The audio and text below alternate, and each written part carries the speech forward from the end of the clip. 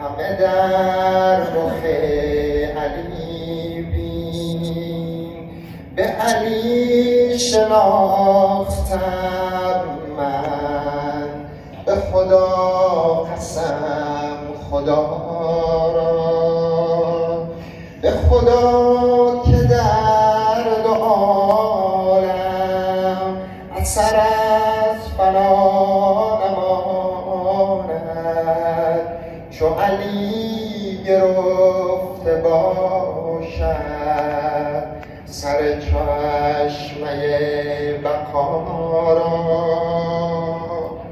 مگر ای سحاب رحمت تو بباری ار دوزخ، به شرار قهر سوزد همه جان ما سوارا،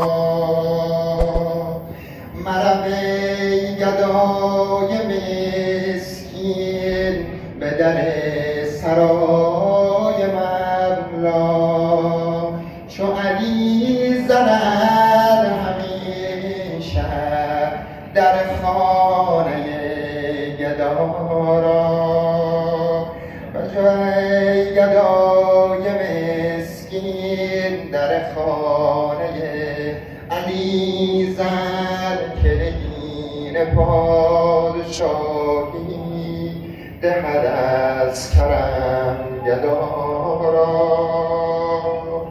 به جز از علی که گوید، به جز از علی که گوید، به پسر که قاتل من، چو اسیر توست اکنون، به اسیر کن مدارا، به جز از علی که آرد پسر ابوالعجایب،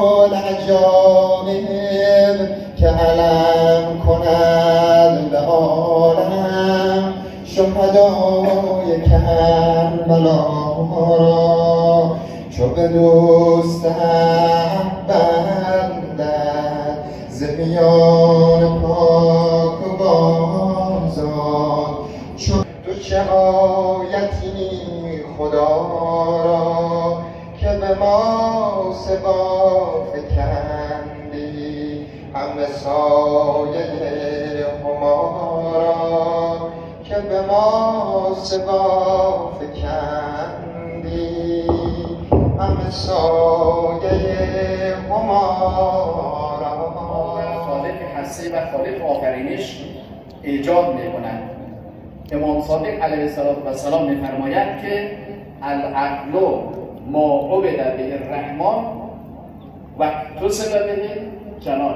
عقل اون چیزی است که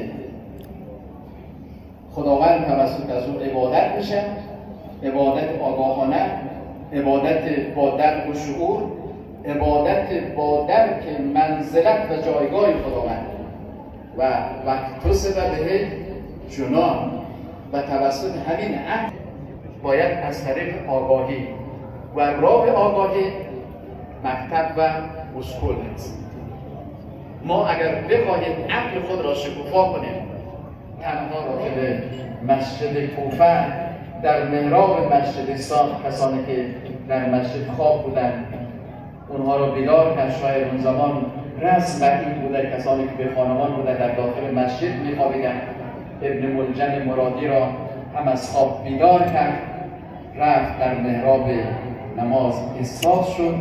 ابن ملجم مرادی ملعون از خوارج شمشیرش را به آب زهر آغشته کرده بود، پشت سر امام قرار گرفت و با اون شمشیر فرق مبارک امام علیه السلام را شکافت و اونجا بود که صدای امام علی علیه السلام بلند شد که فزت و رب الکعبه، به خدای کعبه رستگار شدم، به خدای کعبه رستگار شدم. بیشتر از محضر بلاغر عزیز ما جناب آقای استاد آذر استفاده میکنیم که همه ما را انشاءالله به فیض خواهند رساند.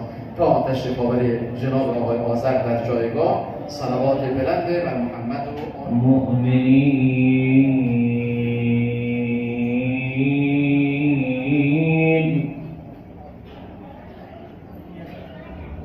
و لعن الدائم علی قاتلهم.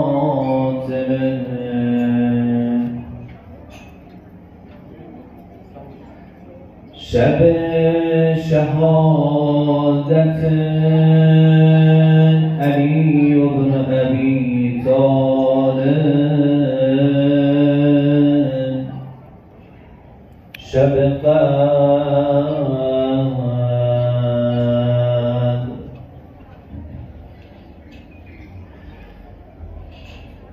این چند شعر از همه التماس دعا به اندازه کافی از روزه آقای توسلی فیض بردیم. میدهیم از دست او را لحظه تحویل سال. امسال شیعیان سال نو رو جشن نگرفتن به حرمت آقای ما. میدهیم از دست او را لحظه تحویل سال.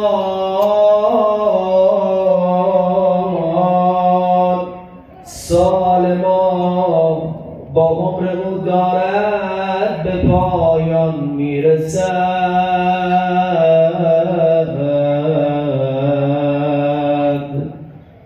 سال ما با عمر او دارد به پایان میرسد.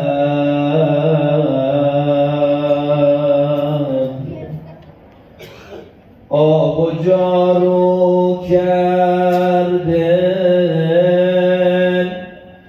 زینب خانه اش را با امید. چه مهمانی داره امشب زینب. آب و جارو کرده زینب خانه اش را با امید. چشم بردر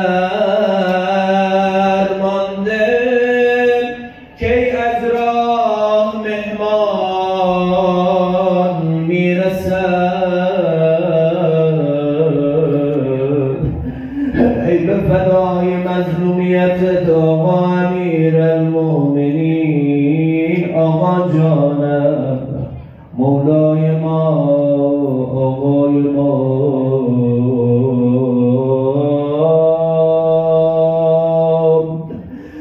آمد خانه زینب آقا امیرالمؤمنین. زینب عرض داشت یا ابتا خیلی خوش آمدی بابا جان.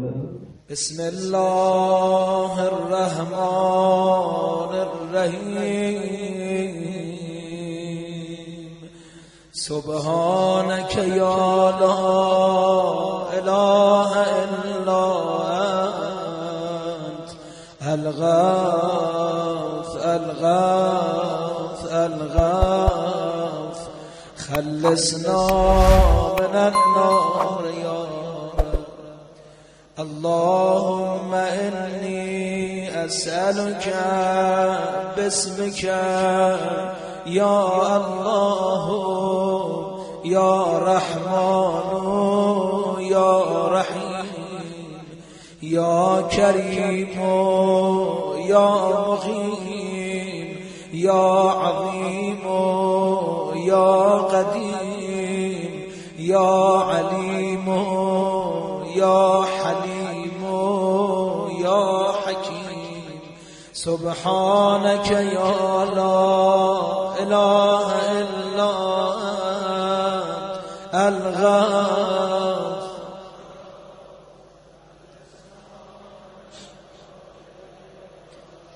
یا سید السادات یا مجیب الدعوات یا رافع الدرجات یا ولی الحسنات یا غافر الخطیئات یا معطی المسئلات یا قابل التوبات یا سامع الاصوات یا عالم الخفیات یا دافع البلیات سبحانك یا لا اله الا انت الغفور.